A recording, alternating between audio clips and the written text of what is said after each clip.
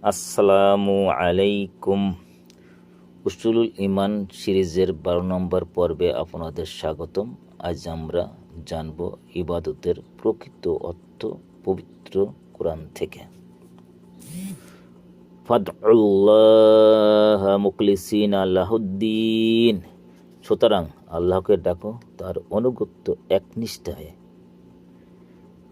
সূরা মুমিন আয়াত 14।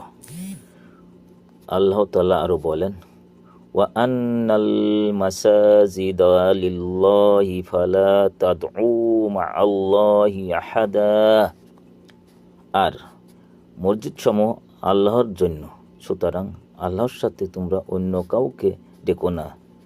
সূরা আল জিন আয়াত 18।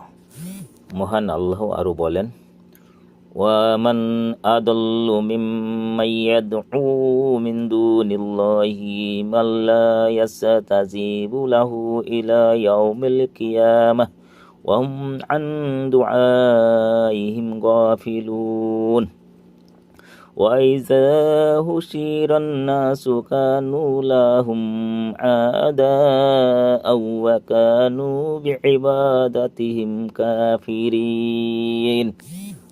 অর্থ, সে ব্যক্তি অপেক্ষায় অধিক বিভ্রান্ত কে যে আল্লাহর পরিবর্তনে এমন কিছুকে আহ্বান করে যা কিয়ামত দিবস পর্যন্ত তার আহ্বান সাড়া দেবে না। আর অবস্থা তো এরকম যে এসব কিছু তাদের আহ্বান সম্পর্কে অবহিত নয়। তখন কিয়ামতের দিন মানুষকে একত্রিত করা হবে, তখন সে সকল কিছু হবে তাদের শত্রু এবং সেগুলো তাদের ইবাদত অস্বীকার করবে।